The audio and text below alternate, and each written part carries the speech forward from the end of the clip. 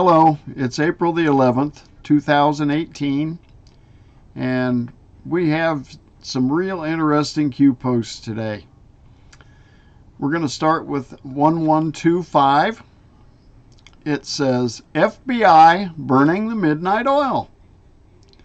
And then it's a Twitter post to a Sarah Carter's Twitter page. We'll show that in just a minute.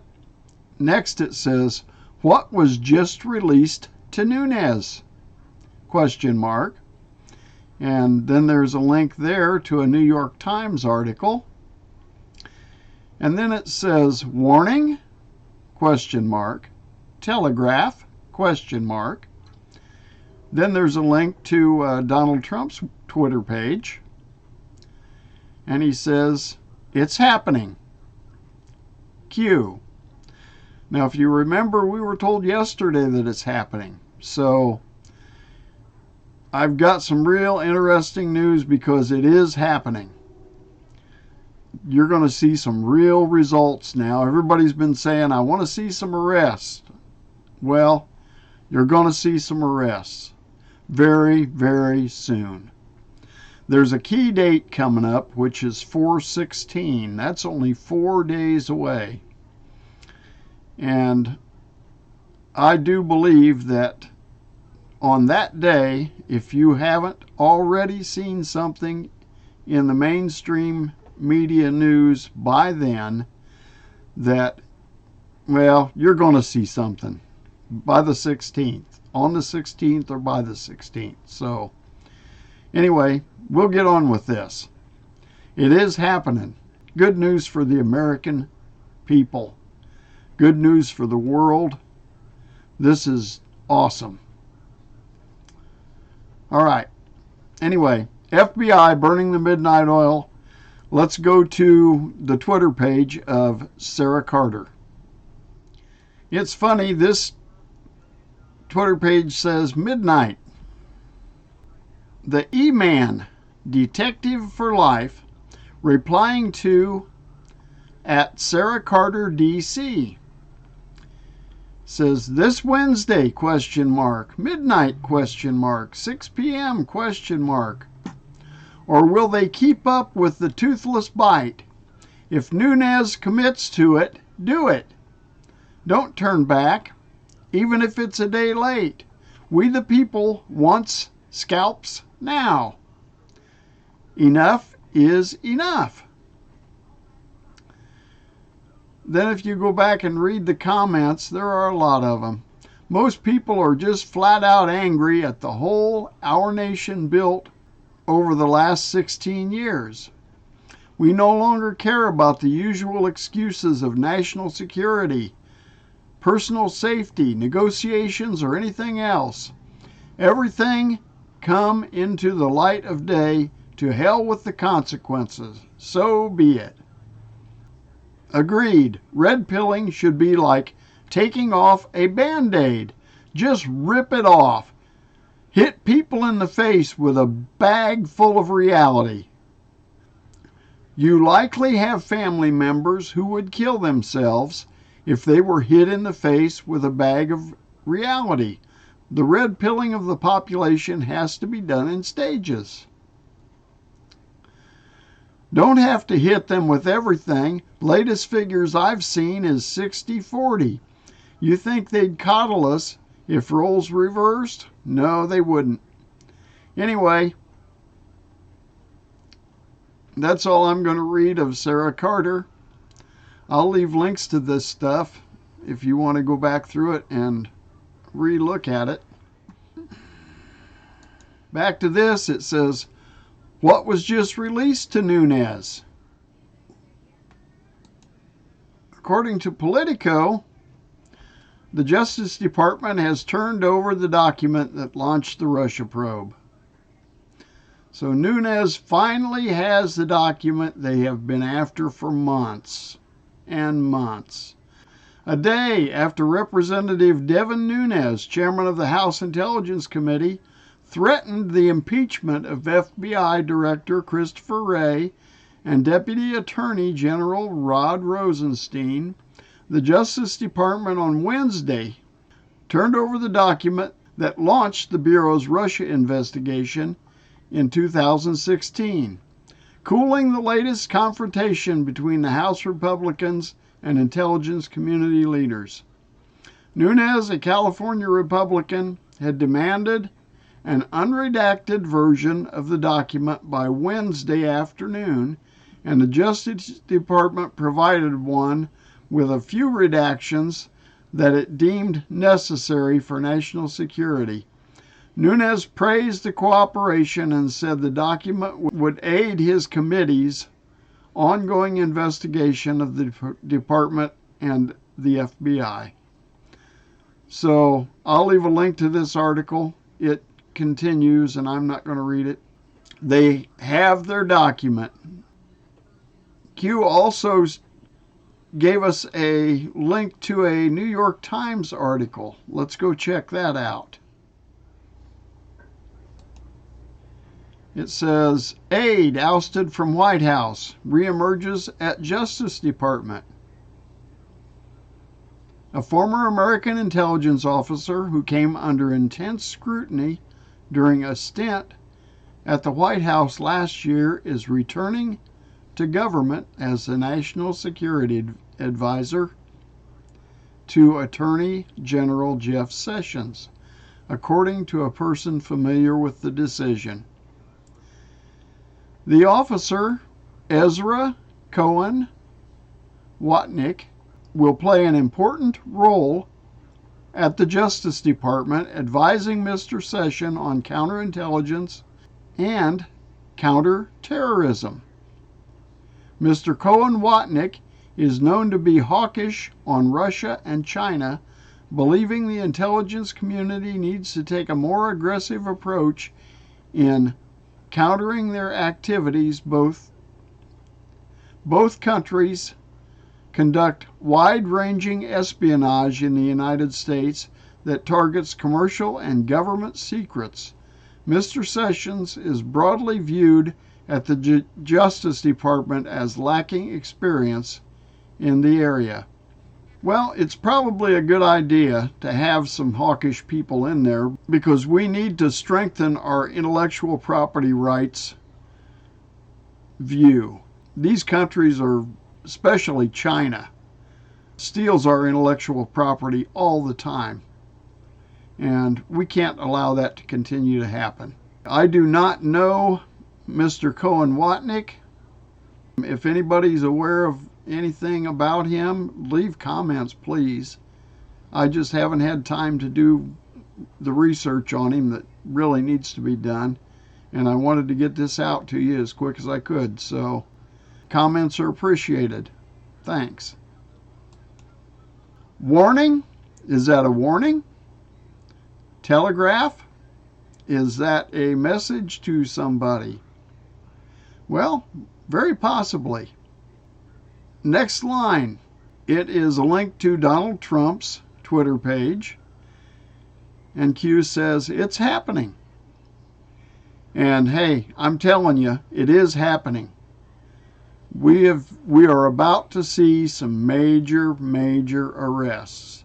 The deep state is actually factually going down, and we're on top of the time schedule right now. A lot of you people have been a great part of the Great Awakening here, and it is continuing, and it is in full bore. We are in the eye of the storm right now. So it is happening. God bless Donald Trump, and I thank him very much for saving our country, because he has done that almost single-handedly. Well, now I won't go that far. Military intelligence had a whole lot to do with it. Military intelligence asked Donald Trump to run for president, but without him, I tell you what, without him, we'd have never been able to pull this thing off. I can say that emphatically. So it is happening. God bless Donald Trump. All right, next post. 1126. He links to post 1125. And then he says, a clean house is very important, with H in the target box. 1127, he links to that post. And he says, our comms must be this way. Refer back to why. National security laws. Trust the plan. April showers. Q. So communications has to be this way for national security plans. Like I say, they are using this board not only to talk to the Anons back here, but to communicate with each other. This is part of the whole plan to save our country. Post 1128, an Anon says, House of Reps, and Q links back to that Anon's post, confirming that that's what he means. The House of Representatives has to be clean. It's very important. Post 1129. Q gives us a link to an article in the Hill. Then he gives us a link to a separate article in the Hill. And then he says, down she goes. Q. Well, I wonder who he's talking about. Is down she goes. Let's go take a look at those articles. Here's the first one. It says, Clinton advises Pompeo to stop the purge at the State Department. That's kind of strange. Why would Clinton be talking to Pompeo? Let's take a closer look. It says, former Secretary of State Hillary Clinton said Wednesday she recently urged Mike Pompeo, President Trump's pick, to lead the State Department, to retain senior career officials to handle global crises should he be confirmed. Clinton, who served as Secretary of State from 2009 to 2013 under former President Hussein, said during an event in Michigan that she warned Pompeo against a purge of experienced administration officials when he called her recently. So, was Pompeo taking orders from Clinton? Let's see. Trump nominated Pompeo, the current director of the CIA, to lead the State Department following a reshuffling of senior advisors and cabinet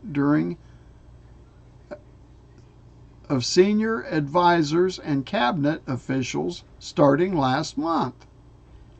Should he be confirmed to his new post by the Senate, Pompeo would enter a State Department rocked with department-wide restructuring proposals and push by Tillerson for steep budget cuts.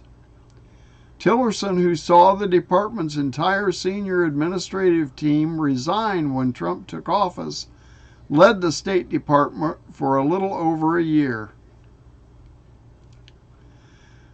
Clinton said Wednesday she was happy to speak with Pompeo, who had once grilled her before a House committee hearing over the 2012 Benghazi attacks. The Senate will begin confirmation hearings for Pompeo on Thursday. That's all it says about that. All right, next we've got another article from the Hill. Let's go take a look at that. Pompeo failed to disclose ownership of business connected to China. Oh, this will be good.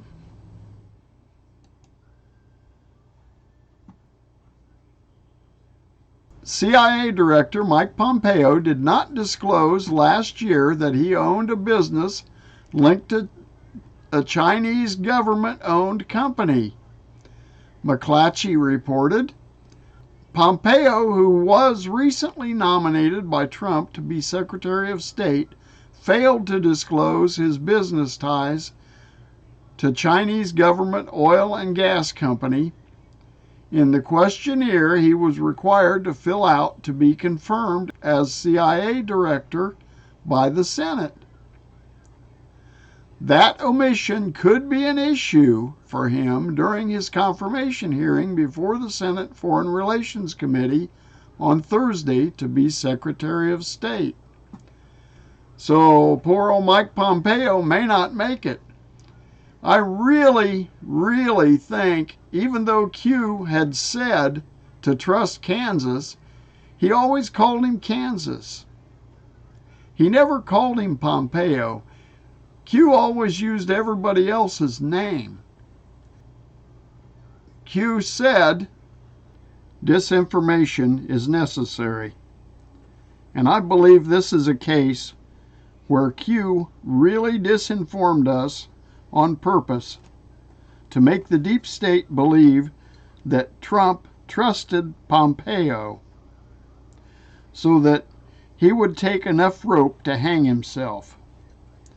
You know, Trump is really good at that.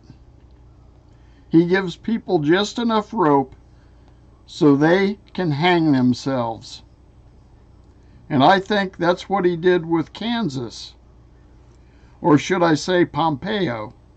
Because we are told to trust Kansas, but not Pompeo. That's just my thought on that, and I'm sticking to it. Okay, let us continue. Post 1130, it says, finder of this should apply to the NSA. Q. Well, let's go check and see what this is, because I've looked for it, and I think I should apply to the NSA. Let's go back and take a look at Ed Snowden's timeline on his Twitter account, shall we? All right, here we go. There's April the 9th.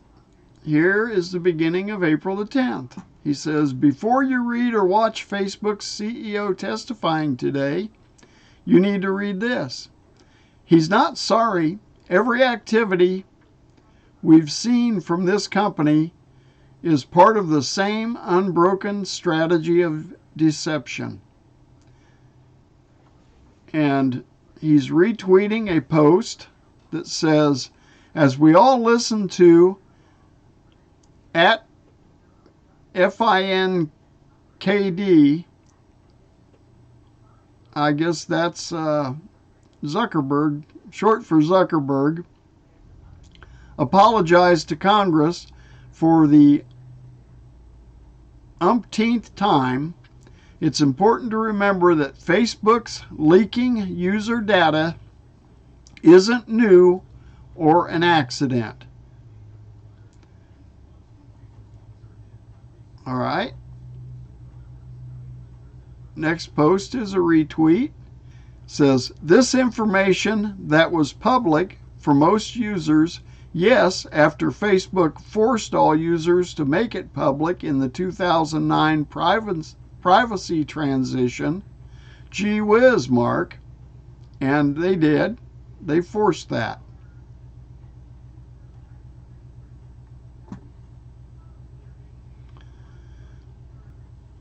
It's from USA Today. It says, no committee in Congress has gotten more campaign contributions from Facebook PAC than the one that will question CEO Mark Zuckerberg. And that is true. Just before the questioning, Facebook made lots and lots of contributions. In case you were wondering why Congress today is treating Facebook's CEO like an old friend rather than grilling him, they didn't even require him to be sworn in. And that's true. Money bought him right out of the swearing in ceremony. Disgraceful is what that was. Disgraceful.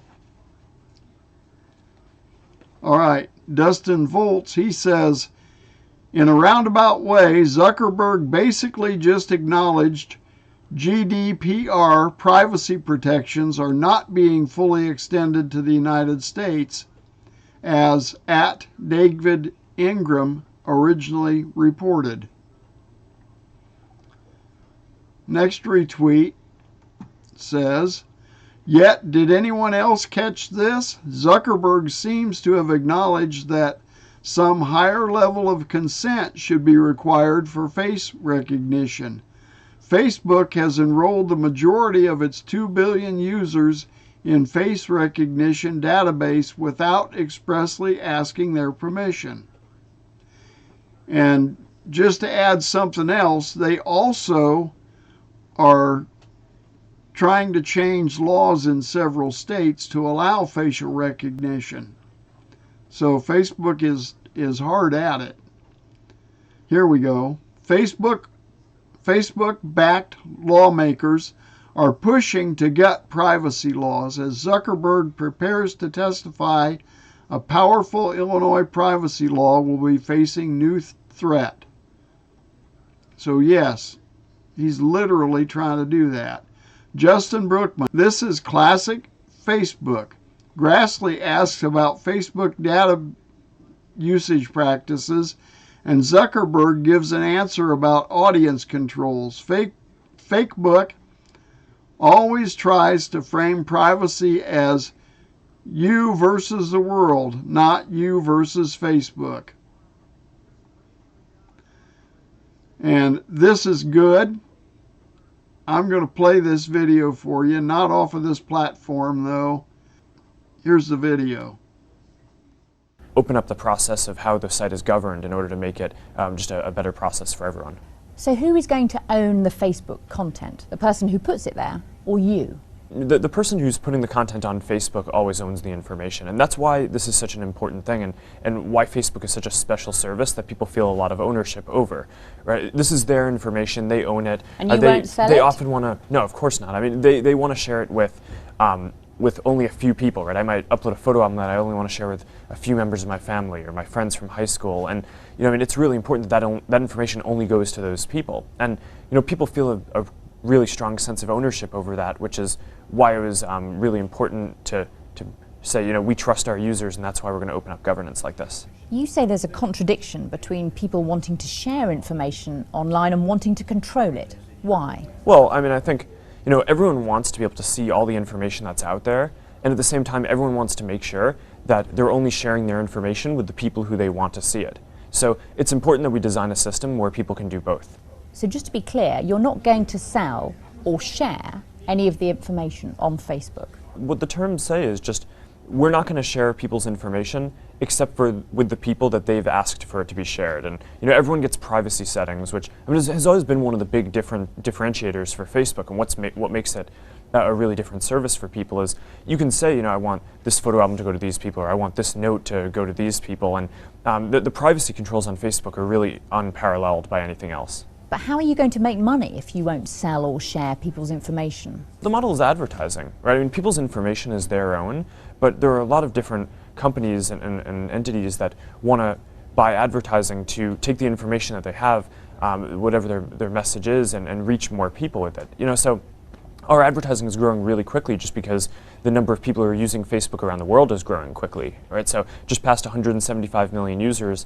Pretty soon we'll pass 200 million, so with that, the advertising revenue is growing as well. But aren't people so outraged because they perceive you as being a private site? That's how you've made your money. Well, I feel like people have a very unique relationship with Facebook, where, on most other services, their privacy is an important thing, but on Facebook, privacy is central because people are sharing their own information. So people feel a very strong sense of ownership over it. And when they perceive that we do something that they don't want, then they are very open about giving us feedback, which is why we went out of our way to set up this governance system that encourages them to give feedback and makes it so that we're more transparent. I think a lot of the reaction that we've seen is more a reflection of how much people care about Facebook and what their relationship is with it and how much they trust us.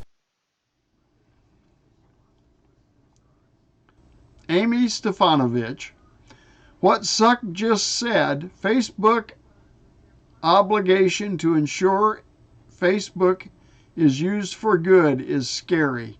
I don't want Facebook deciding what is good, and neither should you. And that is true.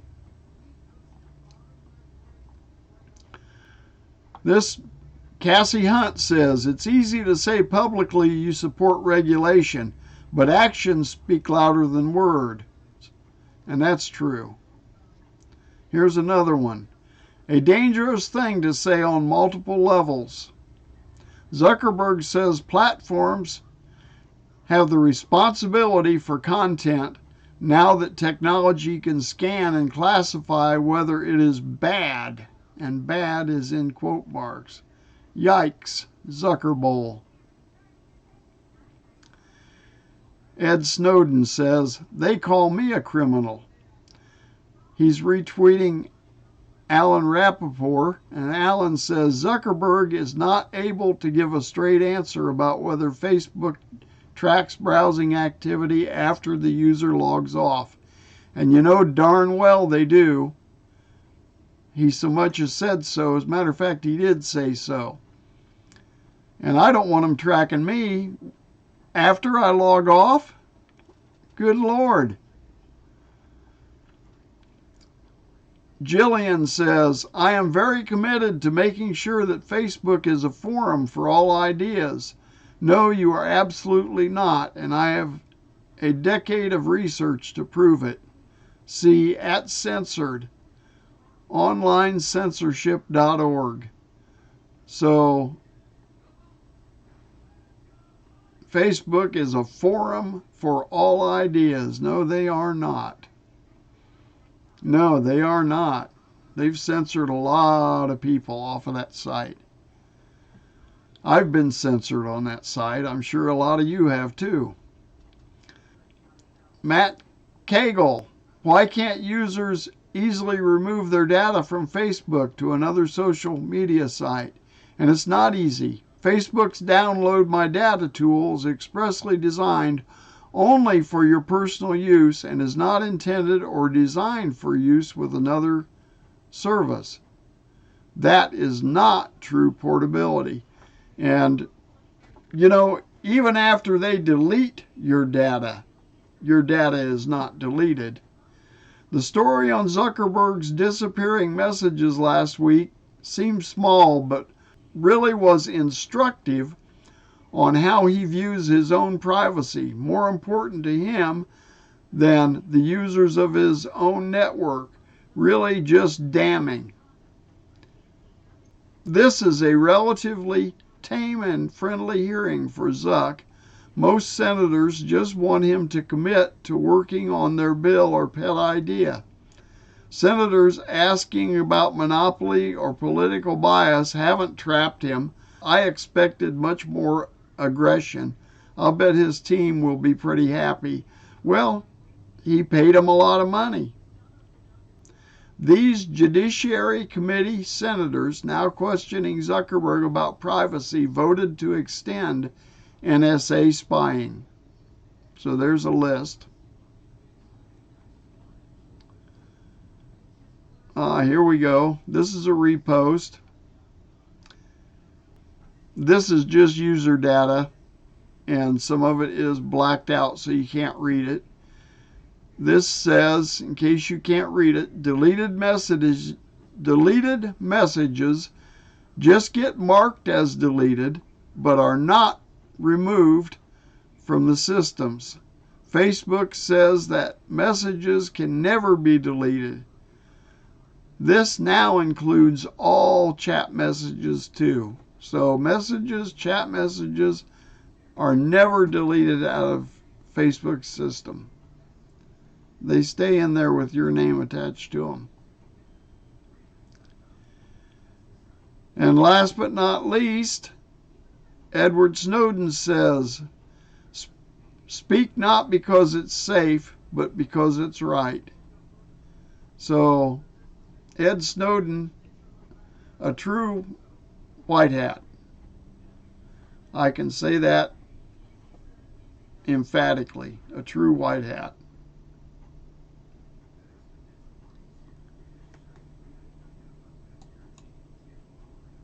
Okay. Next post. 1132, it says, thank you, Alan. Welcome aboard. Freedom! Exclamation point. And we are headed towards freedom. Big time. We are headed back towards freedom. And like I say, thank God for Donald Trump, because we sure wouldn't be there without him. All right, Alan. Let's check and see who we think Alan might be. Here's an article from the Daily Caller. Harvard law professor Alan Dershowitz reportedly visited the White House on Tuesday and had dinner with President Trump. Some news: Dershowitz has been at the White House for part of today as Trump seeks his input, and he's supposed to have dinner with the president tonight, per White House sources. The New York Times reporter Maggie Haberman tweeted. And there is her tweet. Dershowitz has stood out among liberals as a harsh critic of Robert Mueller's investigation into Russian meddling in the 2016 election. I don't think he cares whether he hurts Democrats or Republicans, but he's a partisan and a zealot, Dershowitz told New York's AM 970 of Mueller on Monday. So he doesn't think he cares whether he hurts Democrats or Republicans, but he is a partisan and he's a zealot. And I think Dershowitz is being called in to discuss whether or not Trump should end the Mueller investigation. And I think it's probably just about time. So let us see what happens from here. It is happening. It is happening. And the final post of this evening, April the 11th, says number 17, Q. This is something I've been saying for a very long time. I went back on the backboard and checked to see what number 17 could possibly mean, and it means something I've been saying for a very long time. Hold on to your bootstraps, because this is proof. Not proof positive, but proof positive for a lot of us people. Let's take a look back here. Look at all these responses for just this one tweet. All right, there's Trump holding up a 17 jersey with Trump's name on it. There he is with another one. Nice number for a jersey. Ezra Cohen, Watnick. Did I qualify for a job? No, he failed. Love you, President Trump. Praying for you and your family, our country, and justice. Thank you for all the sacrifices you make for us, the people. Praying for children saved, monsters jailed and stopped, and equal justice for all. Save America, Mr. Trump. We are with you all the way. And yes, we are. Pray. Tip top. That's Spanish. I can't read that. That's too little. I can't read it. Thank Q. We are ready for the parade November on the 11th. 17 equals Q, question mark. Yep. Confirmed. Smiley face. Let's go, baby.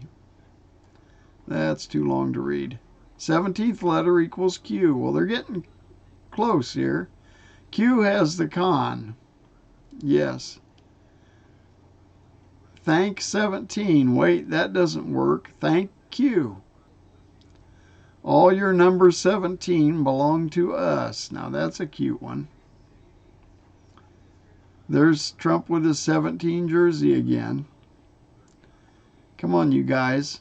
You got it here. You're going to get it. There's a Q. Yes. That's too little to read. Whoops. I cried when I saw all those guys gather around POTUS and pray for him. Yes, I did too.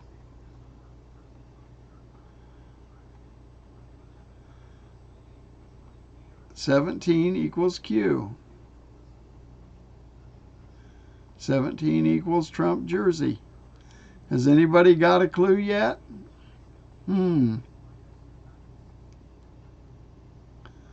Trump.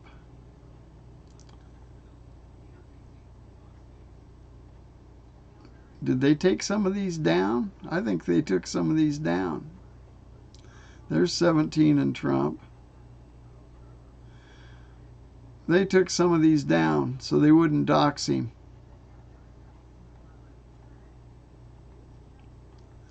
Yes, they sure did. They took some of these down. I'm not going to dox him either if they've done that.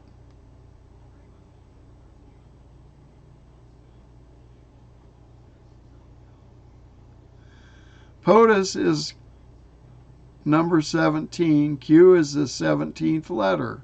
Ergo, this guy's got it. POTUS is number 17. Q is the 17th letter. Ergo, that's right. Number 17, go 17, go. Number 17 equals Q, 4, 10, 20, DJT. Yes. Q is the 17th letter of the alphabet. Q is Trump. This guy's got it. Q is Trump. Hello, Mr. President. We are behind you 100%. So there you have it. This was good, I thought. In the Bible, the number 17 symbolizes overcoming the enemy and complete victory. It's happening, number 17. Q, steady as she goes, patriots. Awaiting orders for God and country. All right. There you have it. Q is Trump.